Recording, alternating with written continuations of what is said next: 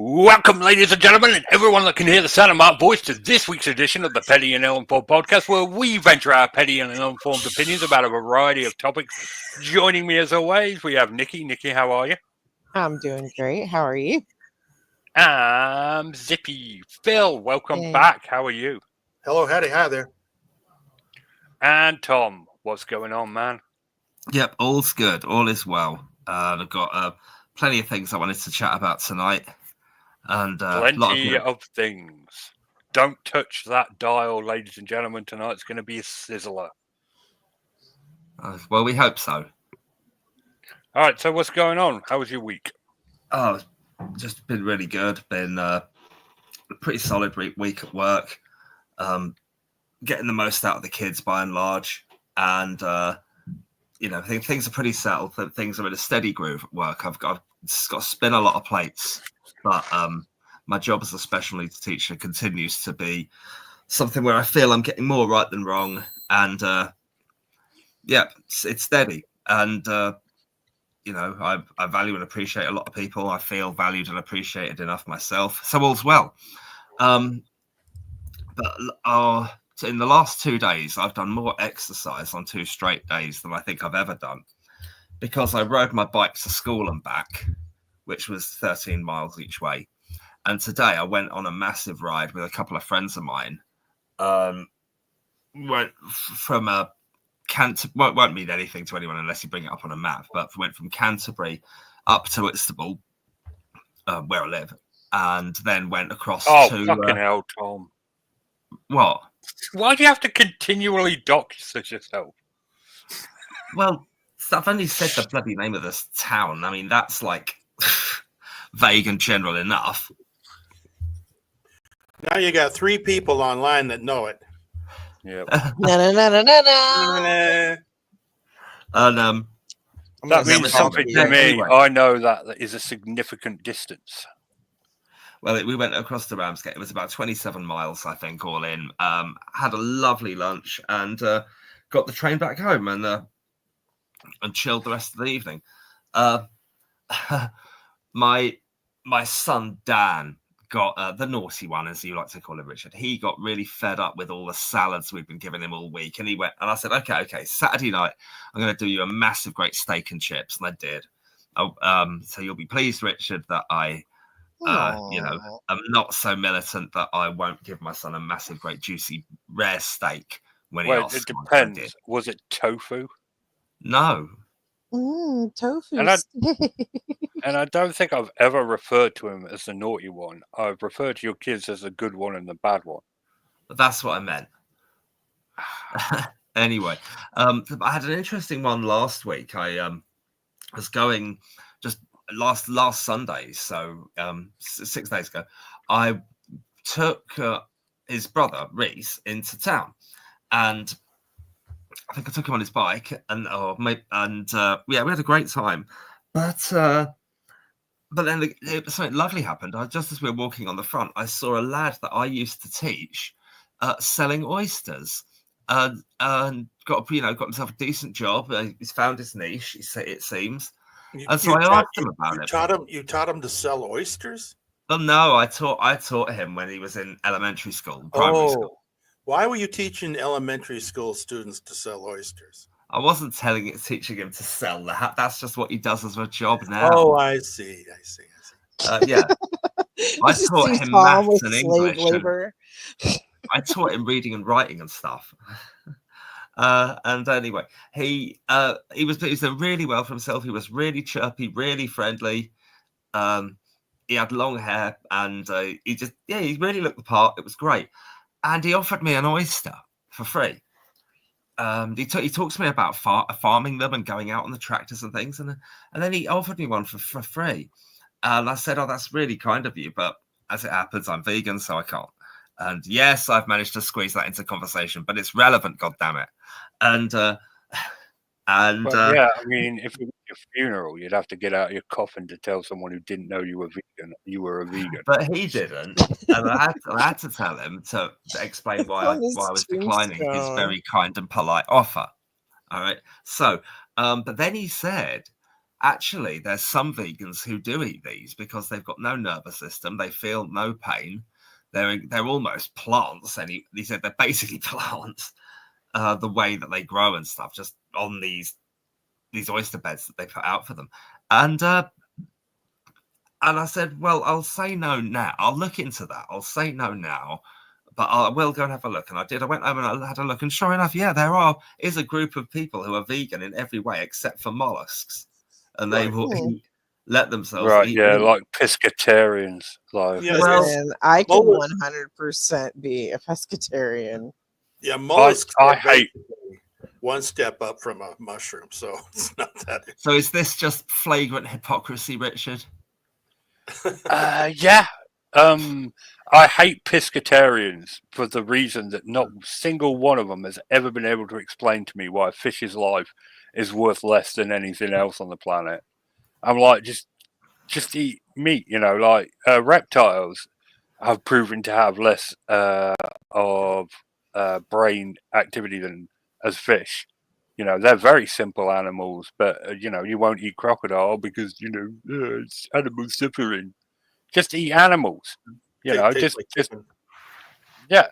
fucking crocodile is one of the best meats I've ever eaten in my life. I think most pescatarians that I've encountered do so for health reasons more than moral reasons. I've never met a pescatarian that was that way because they thought it was a nicer way. I've met pescatarians who became pescatarian after they'd been vegan a long time and realized, wait a second, I'm malnourished. I need something. So because it's a stupid way to live, but yeah. Well, I'm just saying, it's you have to be very careful because even when you think you're doing everything right, you could be depriving your body of something that it needs. Anyway, my thing is with the mollusks and the vegans, this is why I think that if I were a vegan, I wouldn't be okay with mollusks. I'm not okay with animal byproducts that come naturally, like milk or honey or eggs, right? As a vegan, you're not okay with that stuff. It's an animal byproduct. Yeah. And you still won't be cool with it. So this thing, what makes that different? Even if they're essentially quote unquote like plants, they still, I don't believe what makes them different than like an animal byproduct. It's interesting where you draw the line, and because vegans, we will eat yeast and yeast products all the time, beer, bread, Marmite, and I guess that isn't in the animal kingdom. It's in I forget the main like 5 classifications of life. Like, is it prokaryotes or something like that? I'm not sure. I've got a book over there that I can look it up in, but mollusks aren't in the animal kingdom. They are, surely. Yes, they are. They're a very essential part of many ecosystems. Right. So yeah, I'm not going to eat them. Not if you're vegan. No, but what's interesting though is it's caused me a little bit of an ethical dilemma nonetheless. I've just cooked my son a steak, but supposedly us vegans, we would ideally want everybody to choose the same thing. But that would mean the whole Whitstable oyster industry disappearing. And would I want that? Well, actually, no, I wouldn't. No, I might not. That's why I hate them, because they want to push their ideals onto everybody else. But no, I don't. Tom, if you had your way, we'd be in a concentration camp. Let's just be honest. Oh God, am I going to? We're all prisoners anyway. It's true. Do you remember the Red Dwarf magazine, Fascist Dictator Monthly? Would you have me on the front cover, Richard? The world according to Tom's veganism. Yeah, you'd just be like, in full SS memorabilia, all like, everybody must eat vegetables. He's on the center. He's on the center fold out. I can see it now. It'd be me giving the order for firing squad to take out a Cornish pasty. Yeah, exactly. Mine vegetables. anyway, that did cause me to think. Well, you know, the way one of the reasons I'm sort of opposed to this is sort of the destruction in the Amazon of the rainforest to make way for grazing cattle and growing soya for cattle feed and that kind of thing. I think that is a real shame. But as is all the ocean damage caused by fishing, it's terrible. I wanted to see the David Attenborough film Ocean, but I couldn't catch it at the cinema. I'll see it when it's streaming. But this oyster thing, this is different. I mean, they put the oyster beds out. They're not taking anything from the environment, that they're not essentially planting themselves like plants almost. I can see what my former pupil means. And, it doesn't damage the food chain. It doesn't, they're not. Whoa. We're not talking about clams and mussels. We're talking about oysters. Yeah, oysters that are farmed on the oyster beds in the waters of Whitstable. I get it. Can you include clams in that as well?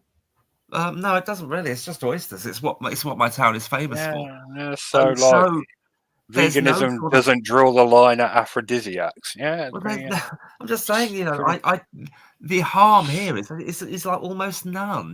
There's they don't do any harm or damage to the environment when they're doing this. Well, there are a lot of bird species that are reliant on traditional farming. A lot of meadow pipits, skylarks, the black and white bird. Damn it, I've forgotten what it's called. Tits? No, tits aren't quite vulnerable to traditional farming. Curlews, chuffs. So by that argument, you could say eating meat is beneficial. Because the cattle that they use to manage these hedgerows and stuff, is really useful to the environment. Yeah. Well, except for all the methane they produce. So that was all a very interesting thinking point for me.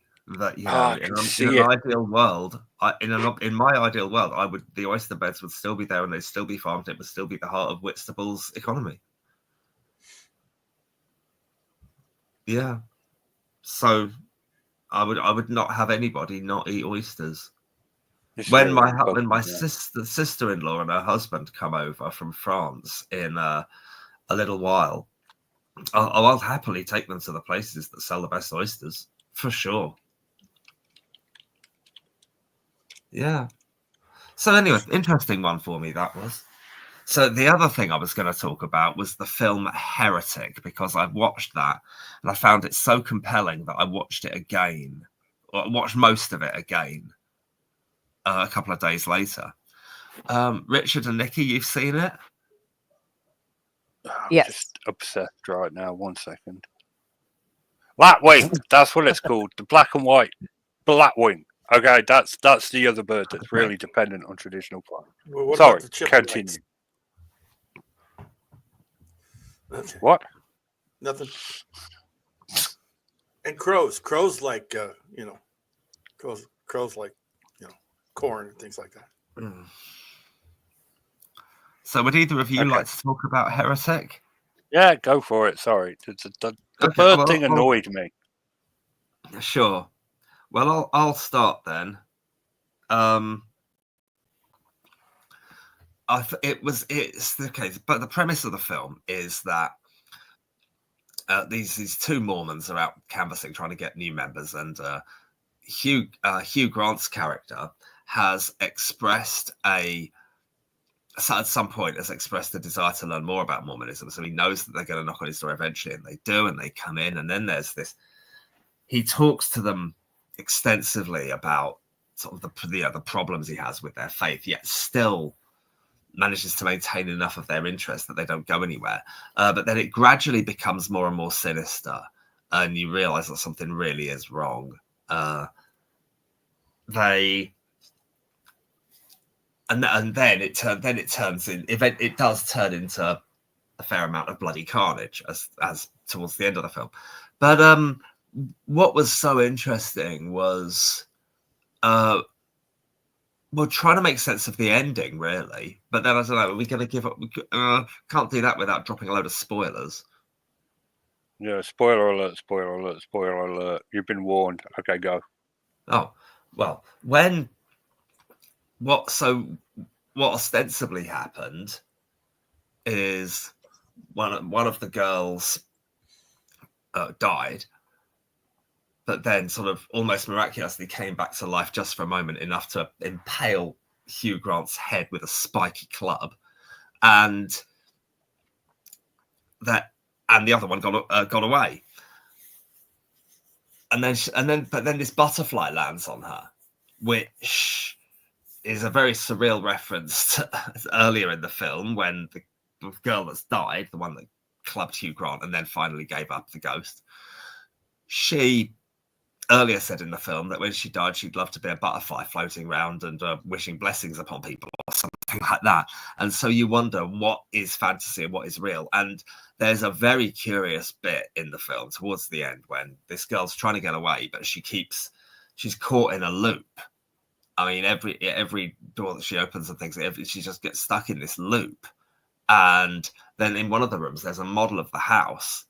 And you can if you move the doors around on this model or move corridors around and things, then that happens in reality in this house, which is very surreal and makes it a film that you can't really make sense of. And maybe there's a limit to which you can take it seriously.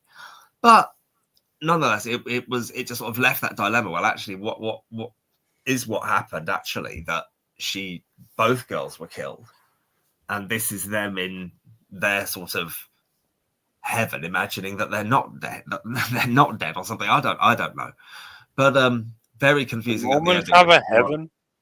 I watched it a second time to try and make some sense of it, but I didn't make a whole lot more sense of it, to be honest. It took me 3 goes through the game BioShock Infinite for me to get the ending. If that makes you feel better.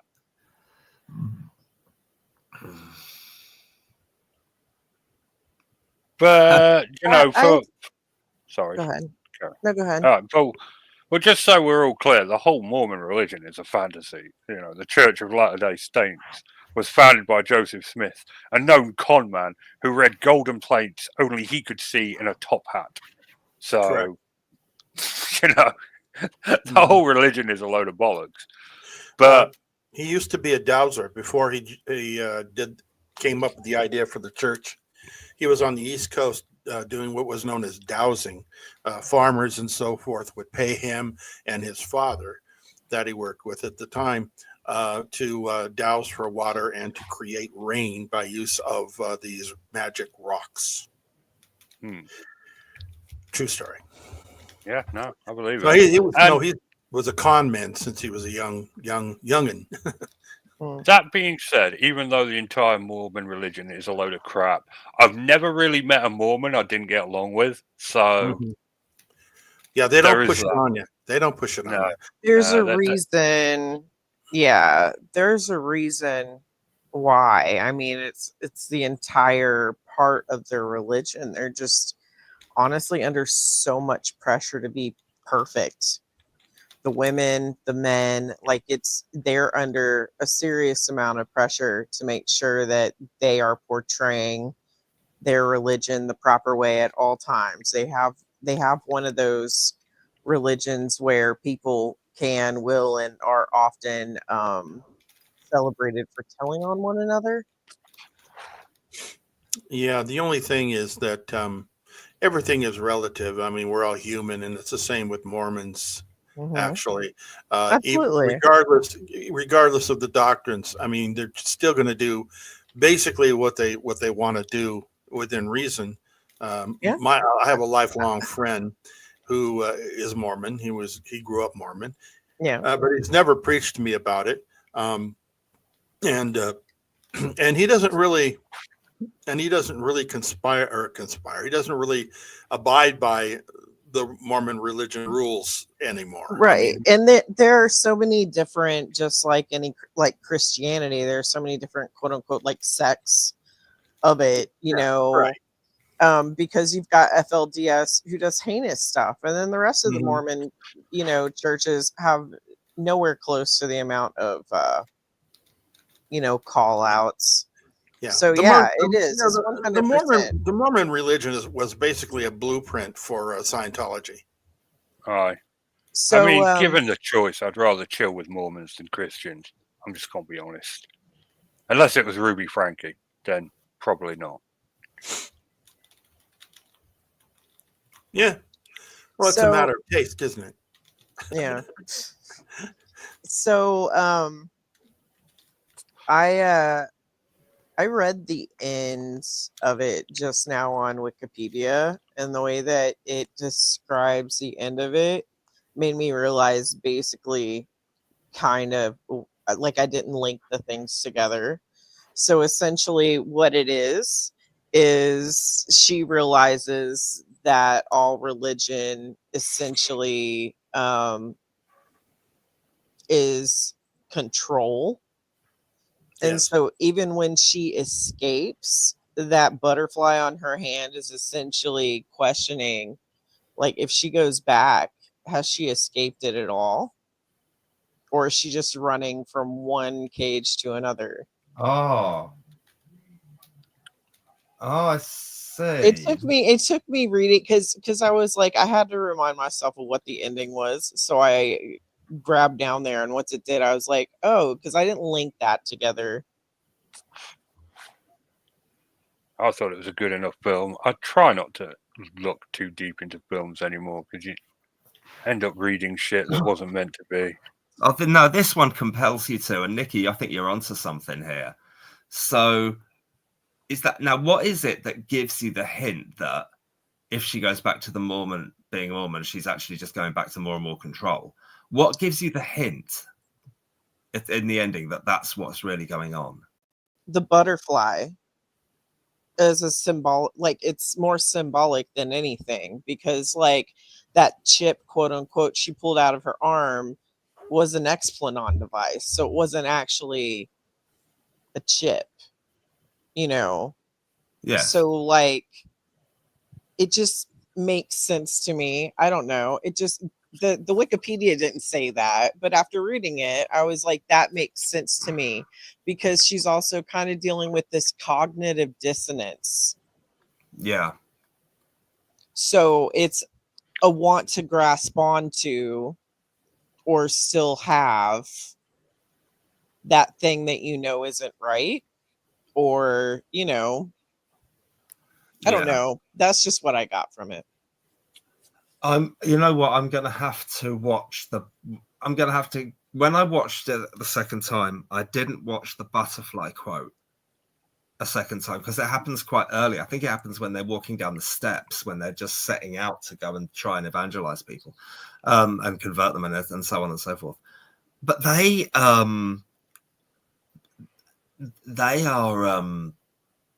I need to find the butterfly scene, and find when she first talks about it, exactly what she means, and then that might make it clear what's really going on when the butterfly lands on her hand at the end in the final scene. Yeah, I mean, the premise is a bit weak. I've never had Mormons knock on my door. Jehovah's Witnesses. we had the Mormons. Yeah, they absolutely do. That's like their whole thing. We had Sister Bench and Sister Black, and they turned up. Never had Mormons in my entire life. It's always been Jehovah's Witnesses. And they have the little badge on Church of Jesus Christ of Latter-day Saints. And I had them try to evangelize me in Derby Town Centre. Derby Town Centre in 1997. About Satan? LDS for life, blood. That's what I say. Have you heard the word of Satan? And then they slowly back away. Yeah, they back out really quickly. And I say, wait, come back. Wait, don't go away. I've got something for you. I want to show you my Baphomet. And then they start running. It's so funny. I want to show you my Baphomet. Just like start freaking him out. That's great. Yeah. Oh, Mormons, don't go away. Never in my life. It's always Jehovah's Witnesses. That's the only religion that's ever knocked on my door, and they don't knock anymore. Yeah, we've had several Jehovah's Witnesses, and once we had a couple of Mormons knock on the door, and that was it. In the 20 years that I've lived here. I mean, I don't mind them. They're always good for a laugh, but yeah. Jehovah's Witnesses, man, their entire religion. Christ was supposed to come back in 2001, and he didn't. So, hey, honey, we got Mormons here. How do you know they're Mormons? They're both wearing the Walmart ties. Yeah, but it is a good movie, and Hugh Grant is a very good villain. Didn't expect him to be, but he is. He's very sinister. Mm-hmm. You didn't expect him to be able to pull off sinister? Well, he's 4 weddings and a funeral, man. He's always just been a goofy heartthrob. I don't know. So there's just something about him. He has always been a goofy heartthrob, but there's always been something a little bit ick for me about him. And it's not just because he loves prostitutes. I mean, compared to what celebrities are doing now, prostitutes ain't a big deal. Yeah, for real. I love Robert Downey Jr. And, as long as he stays off the cocaine, I don't care about the prostitutes. Yeah, I mean, they could be going to private islands and then killing people that know too much. I have a negative opinion about prostitutes. They charge too damn much. I know, right? Fucking inflation. Right. Okay, so, moving on. Let's go to my first news story. We've got the US versus Cordova. First Amendment auditor case in which auditor unsuccessfully tried to take his arresting officers to the Supreme Court and inadvertently set up case law limiting auditors' use of public forums. They are now restricted to signage, and where signs say no filming past this point, they better damn well not film past that point or they can be arrested. Proving that, great way to erode the First Amendment, dipshits. Now, not content with that, Christopher Cordova, or DMA, or Denver Metro Audits, is now suing an anti-auditor channel for copyright infringement, and is claimed his intent to take it to Supreme Court, meaning that he has the potential to establish precedent through the Supreme Court of what fair use is on YouTube. That's about 10 years too late for you, Phil, but sorry. Yeah. So let me get this straight. You say a judge ruled on it that there's now a limitation beyond which that, let's say, a First Amendment auditor cannot go beyond. Is that a judge ruled on that? Supreme Court, U.S. Supreme Court. Really? Not the state, the U.S. Supreme Court ruled. And are we talking strictly federal property that's protected, or are we talking about any property? As well as I understand it, if it's public access, publicly owned, public access, but like the post office, like well, a park is publicly owned. Can they put a sign up in a park that auditors can't go into the park? It just doesn't make sense the way I'm hearing it, because that sounds like if it's publicly owned, that is, it's governmentally owned, I guess, for lack of a better term, property such as a park or a school or a post office. That's where this comes into play. And I know that there's some post offices that have posted inside saying because of privacy issues, because it's a post office and people have their mail and stuff there, that you cannot film or record. Right. And and that's just a rule. It's not a law, but it is a rule. And Right. And because that they own the property, they have a right to restrict certain things that they feel might endanger or cause problems for the general public. Well, it depends on the state. Some states have amended it to their constitution, so it becomes not a policy but a law, and then it's like the First Amendment versus the 10th Amendment, really. Which one's more important? Yeah.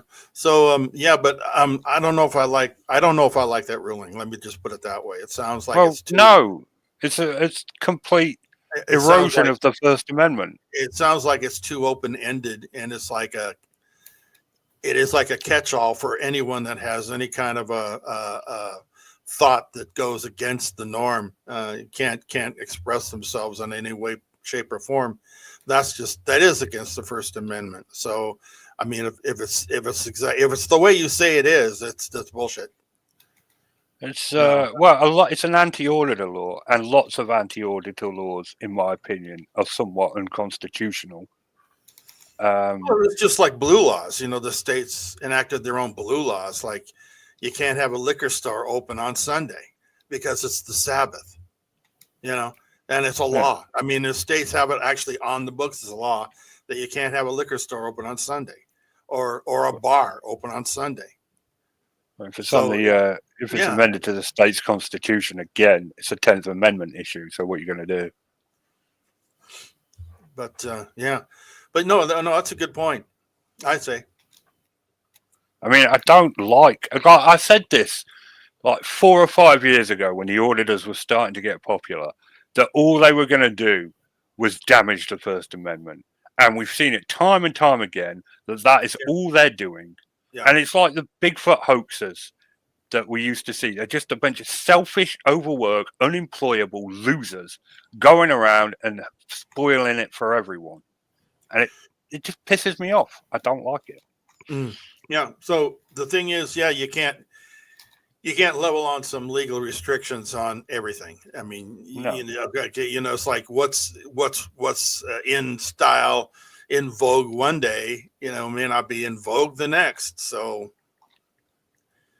you just can't change hats, and it's bullshit. That's all I'm going to say. You can't do that. It is what's good for the goose, as they say. It's terrible. It's annoying. I don't know what to do about it. I'm not even American, and I find it to be reprehensible. But it's one of those things. Like, it went to the Supreme Court, so now it's like, law. Well, I can understand. I mean, several auditors about if it's harassment. Because a lot of these auditors are basically doing it as harassment. Yeah. And harassment is illegal. Harassment's against the law. So if they're harassing you, obviously you can take action. Very few auditors get done for harassment. Most of them get done for obstruction, interference, and trespassing. Yeah, that's true. And in fact, we had one guy here in Everett, Washington, who's very well known, and he was arrested twice for interfering with the duties of a law enforcement officer.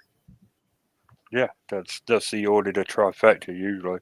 Resisting as well, generally. But he also got punched pretty good by an army dude who he got in the face of. Was that Glenn Serio? Huh? Was that Glenn Serio? Yeah, Glenn. Fucking auditing. Yeah, that's him. I think I watched that video live.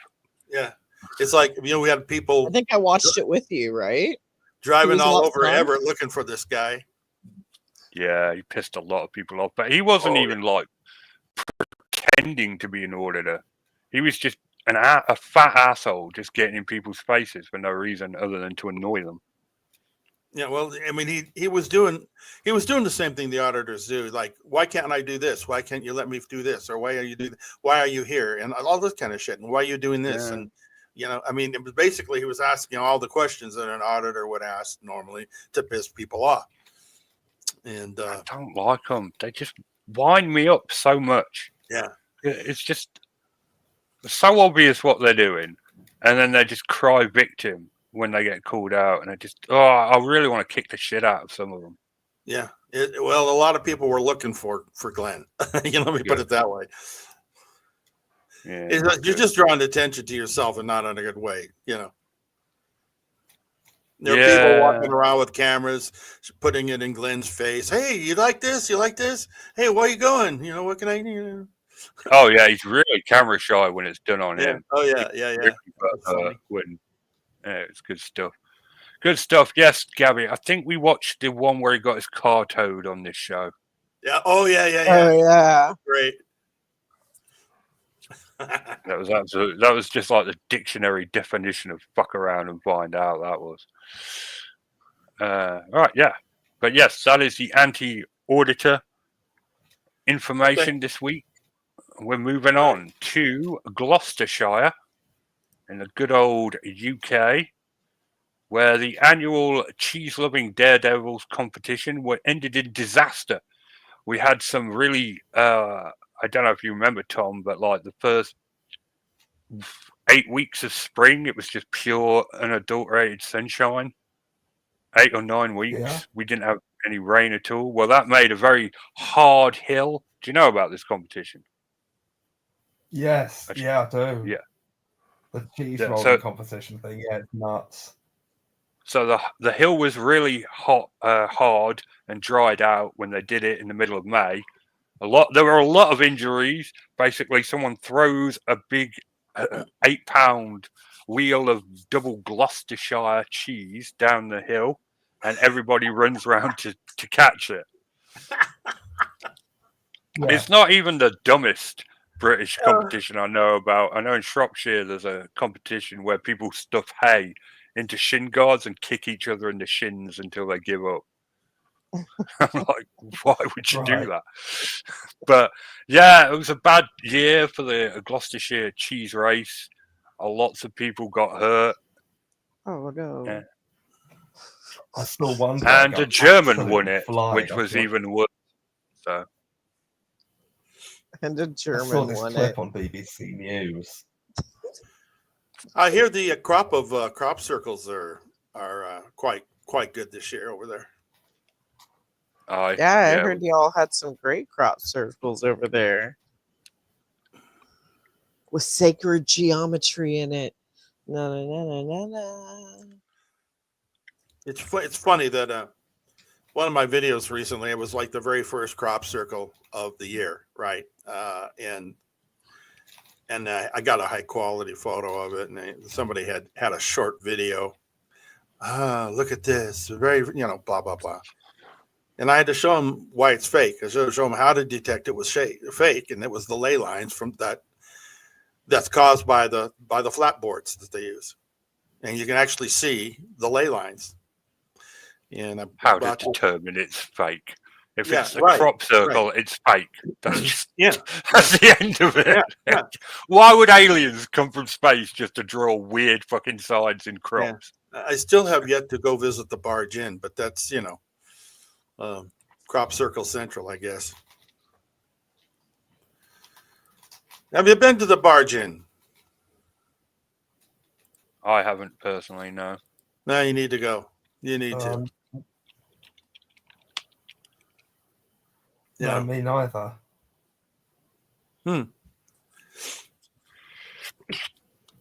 Well, some Saturday evening, head on over. And you too can talk about all the great crop circles. All right. So that was the Gloucester Cheese Wheel Massacre, I guess we should call it. Massacre. I mean, how much would one of the full-size cheese wheel weigh? About 80 pounds? Yeah, 8 pounds. Huh? 8 pounds. That's the size of the cheese. Yeah. Oh, okay. And they hurl it down the hill, and everybody runs to catch it first. And because of the weather conditions, a lot of people got injured this year. Oh, well, I don't know what the strategy, the optimum meta would be for that competition. You just roll and pray, or do you just run? Well, I guess it probably determines on one, does it stay together, and two, how far does it go? Something like that.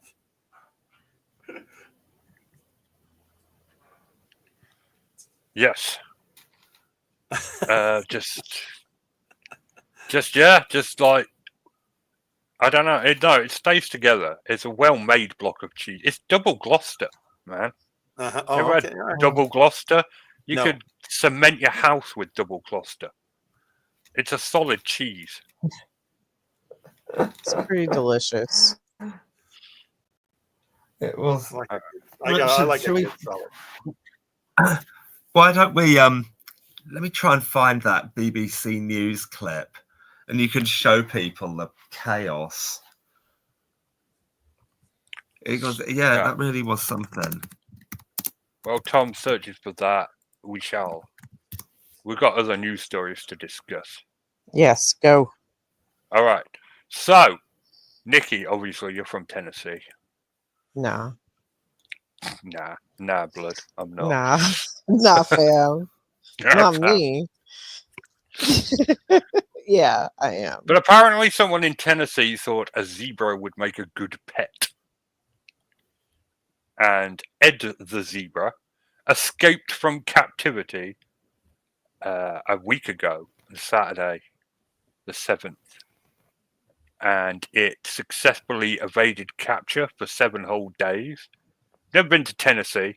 I've seen pictures from Nikki. There's a lot of green. I imagine a black and white animal would stand out a lot. Yeah.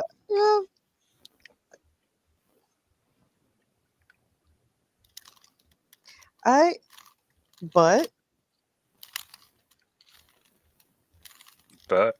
so they're still looking for it. That's what you're saying? No, it was captured earlier today. Oh. Very annoying, because I was going to say it was still on the loose, but it was captured today. No. And successfully airlifted. And I mean airlifted. Nah, I'm being serious, man. I got pictures. No, I know, because I've seen them do that shit to cows and stuff like that. I just always feel so bad. I always feel so bad for them, because you're just hanging out being a zebra, right? Right, yeah. And then all of a sudden you're flying. Maybe it was a fun new experience for the zebra. Maybe it had an upbeat attitude and was like, "Oh, this is a fun new experience for me." Or maybe it was terrified out of its mind. I mean, in the picture, it looks pretty chill. Hopefully, they sedated it first. If they were, I mean, this is a pretty chilled out zebra. Hold on a second, I got the picture. I'm sharing my screen already. Oh, yes. Yeah. The game. Oh, yeah, I forgot. The game is called Oxygen Not Included, and it is the bane of my existence for this week. 1 sec. I'll just pause that. And we'll stop screen sharing, present, share screen, window. Here we go. So, as you can see, that is a pretty chilled zebra. So he's got his eyes closed. It's chilling out. It seems pretty happy. They stoned the mess out of that zebra. That zebra don't care about nothing. Poor zooted baby. I wonder how they taste. Oh. Have I had? No, I don't think you can eat zebra. Can you? You can eat anything. Well, I mean, yeah. I don't think it's. I've had a lot of it. I would try it. Sure, why not? I mean, probably tastes like horse, which Yeah, I mean, I've heard that we ate horse for a really long time. Yeah, that's true. It's probably delicious. We might still be eating horse. You don't know. Yeah. Well, we eat like elk, and deer. So I've had elk and deer. Delicious. Yeah, sure. I don't like deer. It's just too gamey for me. I don't like the wild flavor. I love the gamier the better. Like my favorite meat is wild boar. I love that gamey taste. I love it. I love wild boar. I love venison. Now bear. I love bear, and also buffalo. Buffalo meat's great. It's real nice and lean. But bear is definitely right up there. No joke. I've never had bear. I would totally try it. Oh, it is. It is really good. Richard freaks out because I don't you fucking say it. Don't you say it. We were talking about puffins, and I was like, "Oh yeah, some countries eat them," and he was like, "How would you ever?" And I was like, "I would totally eat a puffin. If you hand me a plate and you say this is puffin, I'm gonna eat it. I mean, it's already dead. Well, it's a bird. You can eat bird. Correct. It just happens to be a really cute bird. It's got a really funny looking beak, and yeah. Oh yeah. So anyway, yeah, we could. I mean, we're omnivores, so here we go. Here we go. Here's the video of the zebra being airlifted home, and as you can see, he's having a whale of a time. Look at him. Not a care in the world. That is one chilled zebra, ladies and gentlemen. He's thinking, this is fun. That's the best thing ever. Poor BB. Down he goes. Down he goes, and you can see he is chill about the whole thing. So did he go to a zoo, or did they bring him back to his? No, he's a pet. Yeah, okay. I think that Tennessee is kind of lenient on what pets you can have. Yeah, because some states are, when it comes to what they call exotic pets, they're kind of like a no-no. But I know, like in Oregon, I had a friend that had a couple of mountain lions, pumas. Oh my god! Yeah. You want to keep a big cat, man? It's just. I want a Savannah, but they are meant to be at home. I wouldn't want anything bigger than a Savannah. Yeah. Because Savannahs are still somewhat manageable, but you do have to you need to exercise them quite a bit, but or they'll be destructive. They're freaking 35-pound cats or whatever. I mean, I used to have a rule that I didn't want to keep a pet that could eat me, and then I met ferrets. So ferrets are great. They would totally eat you given a chance, though. Oh yeah, given half the chance. That's how I felt about the chinchillas I was playing with a couple weekends ago. I don't think a chinchilla would eat you. I don't know. He was chewing on my fingers like pretty hardcore. Like at one point he got a hold of my palm and I had to slowly pull my flesh out between his, from between his teeth. So I think he would have probably eaten me given half the chance. I remember Esme used to bite me so hard I could lift her up on my thumb and she'd just hang there staring at me like, you'll give up first, human. Yeah. There was an animal with some attitude. I love me an animal with attitude. Dogs are just sellouts. Unless they're little and mean. Unless they're little and mean, yes. Chihuahuas, I believe they'd eat me. Oh, absolutely. And they wouldn't even care either. They'd just be like, yeah, I'll find someone else. I'm adorable. I'll just walk up to him shaking. No fucks to give.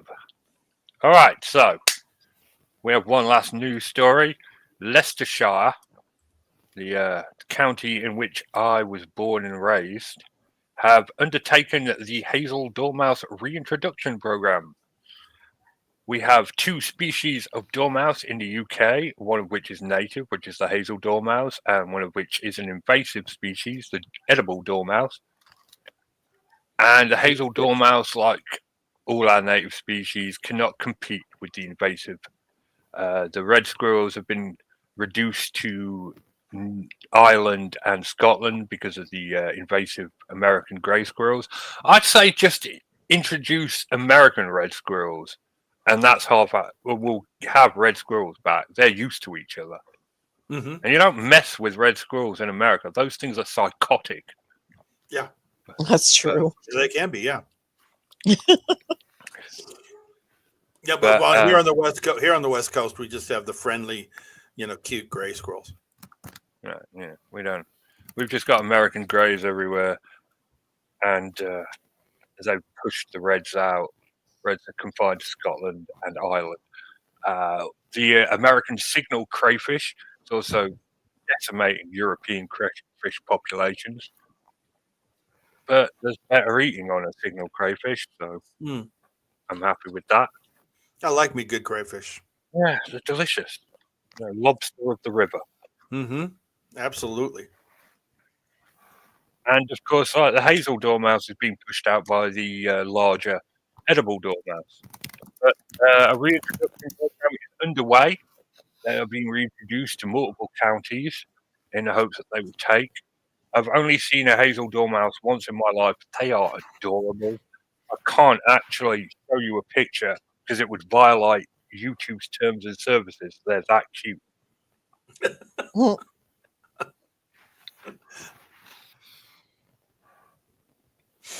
Well, that's interesting. But yeah, and it's been successful in other counties, and they're hoping. We've had a lot of luck in England with the reintroduction of native species. The red kites went from one breeding pair in Wales, and now they're practically a nuisance. There's so many of them across the world, across England. All birds of prey have sprung back since the DDT crisis of the 70s. Otters are now found in every county. Pine martens are coming back as well. Pine martens are actually helping red squirrels because grey squirrels are not used to European pine martens and are getting heavily predated by them. So I'm hopeful the Hazel Dormouse project will succeed.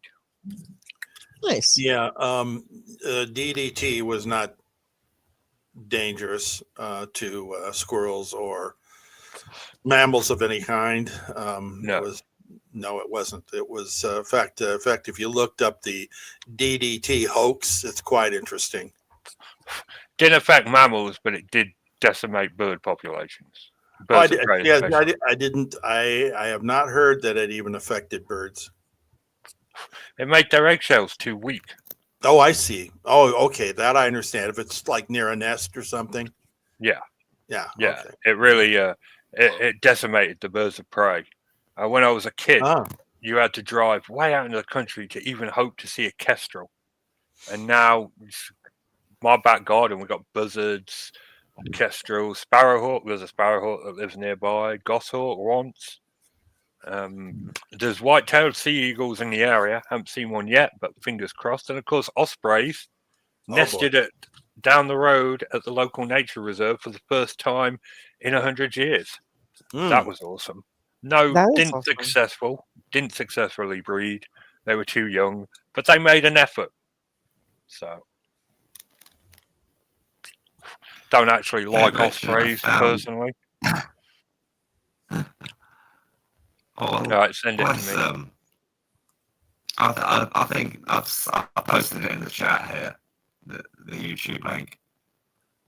I couldn't find PC News, but that one, I'm pretty sure that will be it, especially judging by the title of the video.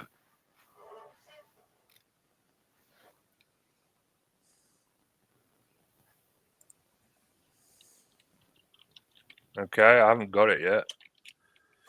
No, I put it in the chat here. Hang on. Oh, right, in StreamYard. Okay, I got it. Yeah. Okay, great. Here we go. Pausing. Big screening. Oh, this is a cheese thing. Yeah. All right, here we go. So, There's the Chiefs. Here we are, everyone. Oh God! The guy in the red shirt's off to a really good start. The rest of them are gaining on him. Bad angle. There they go. Guy in the red shirt is down. I want to see that. Is carnage. That is carnage. Oh God! That's gonna cost him some points. Oh, look at him! Look at him! He's making it work for himself. He's making it work. That was a hell of a flat back. That was brutal. That was damn! That guy believed. Oh, looks like Sven scored a big one. That guy has no spine now. Oh yeah, he's dead. He's dead. Let's be honest. Let's just call it like we see it. That guy's dead. He's not walking away from that one. Oh. How many replays are we going to see of this one guy? Oh God, that must have hurt. And here we go. Oh yeah, commiserations. Does not look happy. Was not what they expected it to be. That guy's dead. Welcome, I don't think anyone died during it. Oh, that's not the way I'm telling it. The guy in the red shirt has clearly won, though. I mean, I'm crying. That shouldn't be legal. That should not be legal. Oh my word. it's tradition, Tom. And you know how British people are with tradition. It's bloody stupid. Yeah, well, most of the traditions are bloody stupid, like the changing of the guards. Yeah. Yeah, they're just out there doing something. I don't know what they're doing. But they get pissed off if you touch them. See, that's the kind of shenanigans that, like, I would want to go to and not be part of. I just want to watch. Yeah, fun. You know, like, I'm all about watching people do stupid stuff. If it's all in good fun, heck yeah, I'll follow along. Open a couple of kegs, you know. Yeah, that's my kind of shenanigans. Sit on the sideline and hope I don't get a boot to the head or something, you know? Boot to the head. I love that skit. It's one of my favorites. Yeah, mine too.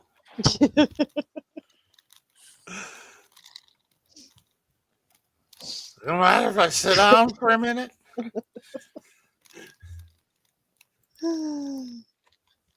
That was classic. You know, I've never been myself, but I've always, it's one of those things you do want to witness with your own eyes. I wouldn't want to take part because I would die. But me too. Yeah. Could you imagine? I would just be like a broken mess.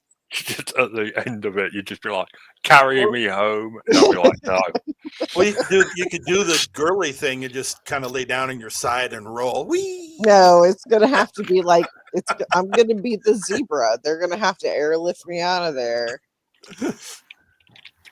Yeah, spinning and everything. Yeah, spinning and everything. High as fuck, spinning around in an air.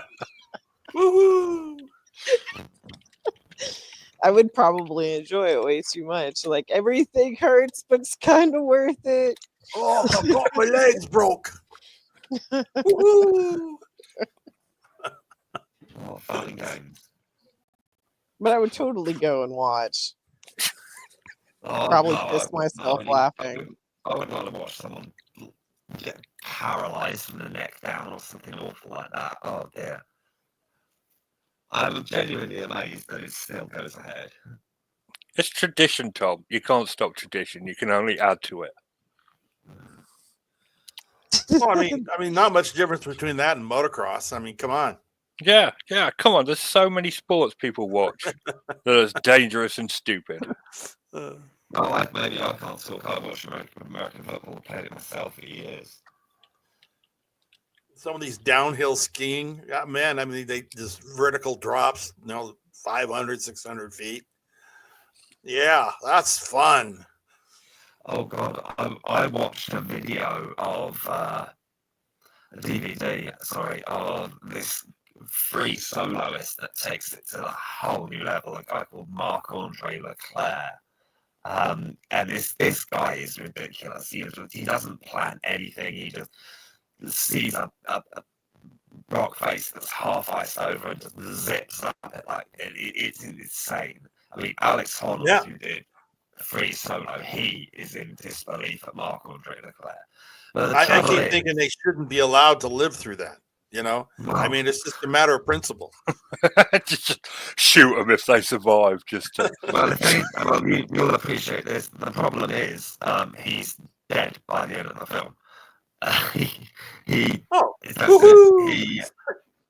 They finished filming, they're wrapping everything up, and then they get word that he's disappeared in the mountains. And he got caught by an avalanche, and he didn't fall off anything, but he got caught by an avalanche and died.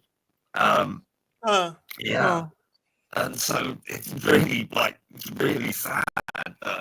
Good run, dude.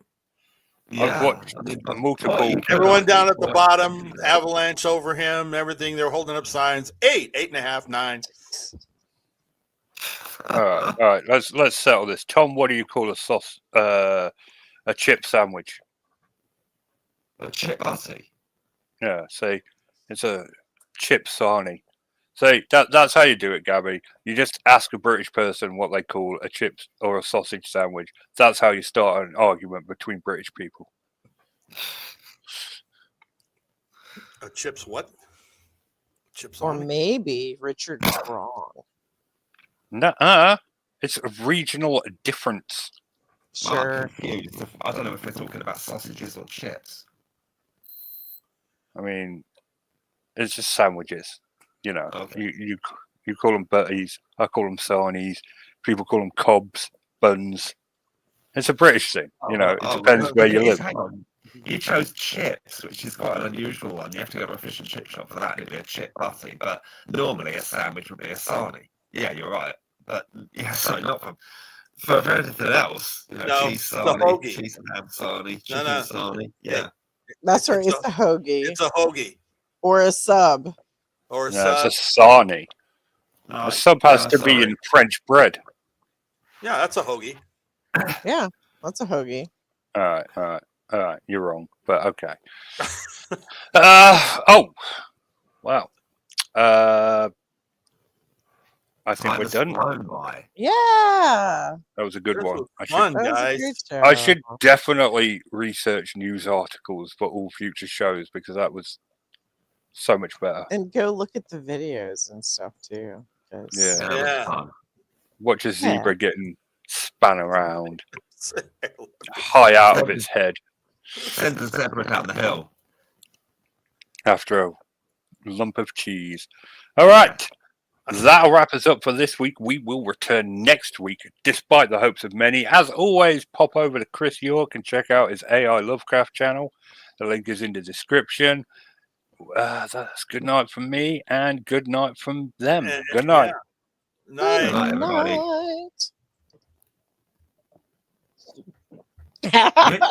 Dropped out. He's dropped out and left it recording. What a pillock. He's clicked the wrong button, hasn't he?